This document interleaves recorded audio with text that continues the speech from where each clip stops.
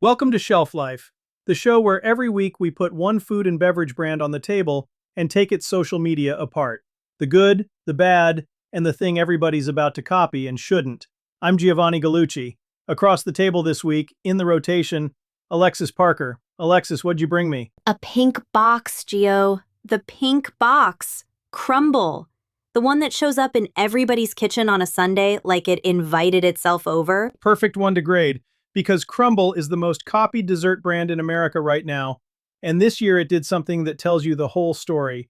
Two cousins, Jason McGowan and Sawyer Hemsley, started it in Logan, Utah back in 2017.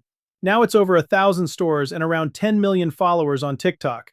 That's more than Starbucks, Dunkin', and Krispy Kreme put together. On a cookie. Not an app, not a car, a cookie. On a cookie. And here's the tension we're going to sit in the whole episode. The engine that built them is the exact thing they just started backing away from. So let's find out if that's a course correction or a slow motion mistake. Start where you always start. The hook. Crumble shows up in my feed. Why do I stop? Because it isn't a cookie in the frame, it's an event. Most bakeries post a nice photo of a chocolate chip cookie on a wood board and pray. Crumble built a ritual. Every week they'd reveal a brand new lineup, 4 flavors nobody had seen, and the reveal itself became the content. Your brain doesn't stop for a cookie, it stops for news. They turned a dessert into a weekly headline. So the newness is the hook. The newness is the doorbell. But here's the part people copy wrong. It's not just that the menu changes, it's that the change is scheduled. Same night, every week, forever. You could set your clock by it. That predictability is what turns a customer into an audience, because an audience needs to know when to show up. I do that without thinking. I check what's dropping before I even want a cookie. And that right there is the whole machine. You're not hungry, you're curious. They manufactured a reason to open the app when you had no intention of buying anything. That's the rarest thing in food marketing. A brand you check like a scoreboard. Give me the grade. On the hook, clean A. Not because the cookies are pretty, because the reveal is appointment content, and almost nobody in food has the discipline to run an appointment for 6 years straight without blinking. Let's talk format. Because the thing I actually see isn't Crumble's own videos. It's everybody else filming the cookies. And that's the smartest thing they ever did, whether they planned it or stumbled into it. Crumble's real content engine isn't Crumble, it's the review. People filming themselves opening the pink box, ranking the 4 flavors, giving the week a verdict. That became its own genre on TikTok. Thousands of strangers making episodic content about your product for free every single week. So the customer is the studio. The customer is the studio, the critic, and the distribution. Think about what that replaces. Most brands pay an agency to shoot the product, pay to boost it, and beg for reach. Crumble designed a format so easy that the audience does all 3 jobs. The box opens the same way every time. 4 cookies, big enough to fill the frame, and the flavors are new enough to have an opinion about. That's not an accident. That's a set. Why does that work for cookies and not for, say, my morning coffee? Because they built in the 2 things a review needs: novelty and a scorecard. A new lineup gives people something to react to, and 4 options give them something to rank. You can't rank a coffee you buy every day. You can rank this week against last week forever. They turned their menu into a weekly competition and handed the whole audience a ballot. So what's the grade on format? A. And I want operators to hear the real lesson, because it's not about cookies. Design your content so your customer can make it without you. The brands winning right now aren't the ones with the best studio. They're the ones with the most repeatable thing for a normal person to film in their kitchen. Cadence. This is the one I think people underrate. How often they post, how steady it is. It's the quietest part of their genius, and it's the part I'd tattoo on a franchisee's arm. Crumble runs on a weekly clock, and that clock never slips.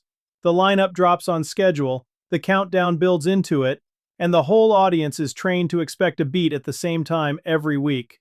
Consistency isn't a nice-to-have here. It's the product. Most brands I talk to can barely post twice a week without it feeling like a chore. Because they're improvising. Every post is a fresh decision, so every post is a fight.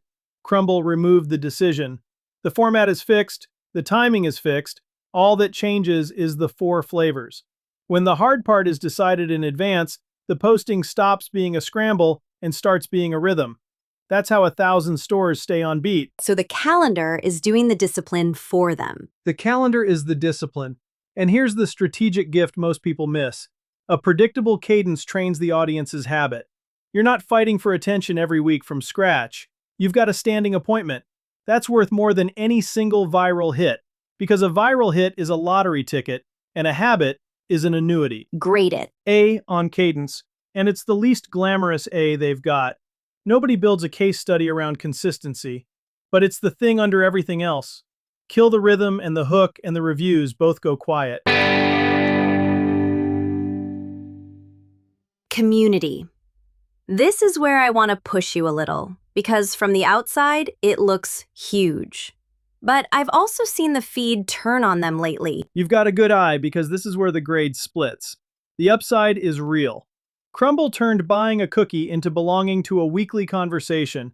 People argue in the comments about whether this week was a hit. They screenshot the lineup and text it to friends. That's not a customer base, that's a fan base. And a fan base defends you for free. But a fan base that you built on a weekly verdict can also vote against you. When the reviews are the mechanic, some weeks the mechanic says your cookies were bad. And this past year the mood soured. Sales per store actually dropped, down around 16% from the year before, and the feed noticed before the spreadsheet did. The same crowd that made them famous started making "Crumble is falling off" content. Same energy, pointed the other way. so the thing that built them can bite them. Every real community can.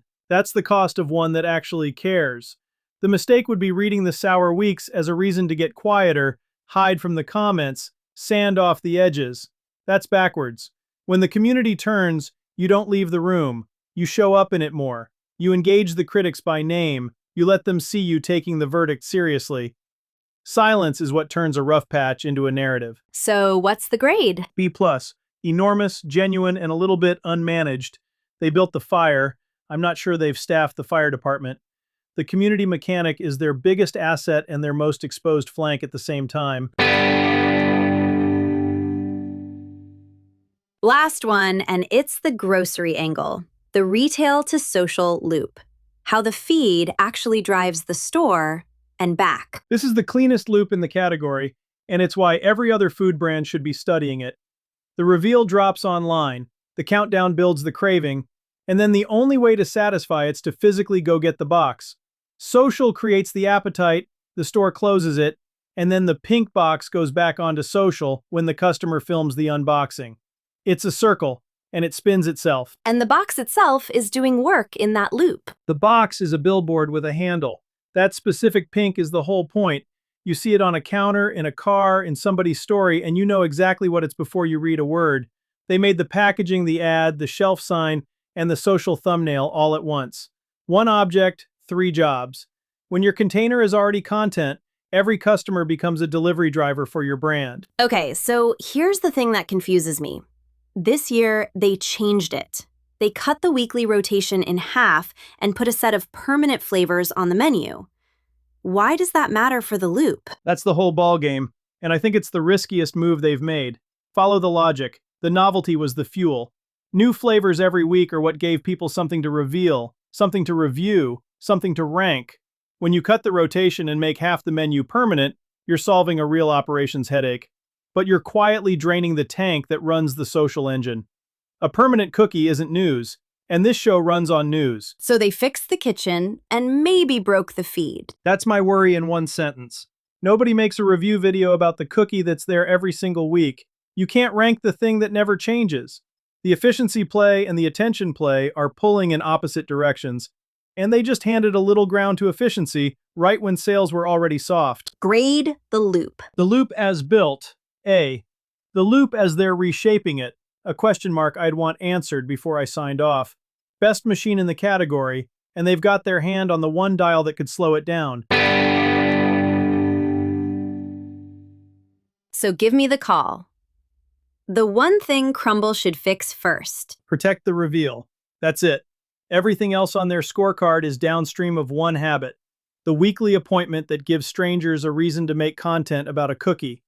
Streamline the kitchen all you want, but don't let a permanent menu quietly turn the reveal into a shrug. If they simplify operations, they need to spend the savings loudly on the social side. More surprise in the drop, not less. Give the review crowd something to fight about every single week, because the day there's nothing new to rank is the day 10 million people stop checking the scoreboard. And the mistake everyone copying them is about to make? Copying the drop and skipping the community. Every brand in America now wants a weekly limited flavor, a Sunday reveal, a countdown. They see the mechanic and they think the mechanic is the magic. It isn't. The drop only works because Crumble spent years letting the audience build the review culture on top of it. If you launch a weekly drop and nobody's filming it, you don't have a Crumble. You've got a coupon on a timer. The scarcity is easy to copy. The fan base that shows up to judge, it's the part that took 6 years, and that's the part nobody wants to wait for. That's the teardown. Crumble. On the table, in pieces. Before we go, one thing for the operators listening. If you've got a food or beverage brand with a genuinely good product and a feed that just sits there, posts that go up and nothing happens, that's usually not a product problem. It's a content problem. That's the work I do. I make the content, the short-form video, the photography, the stuff people actually stop for, and I build it into a feed that moves. I ran Topo Chico's social from launch on through the Coca-Cola years, so I know what a real one looks like. If your product deserves better than the feed it's got, come find me. It's gallucci.net or DM at gallucci.net on Instagram or LinkedIn. Good place to leave it. That's shelf life. New brand on the table next week. I'm Giovanni Gallucci. Thanks for listening.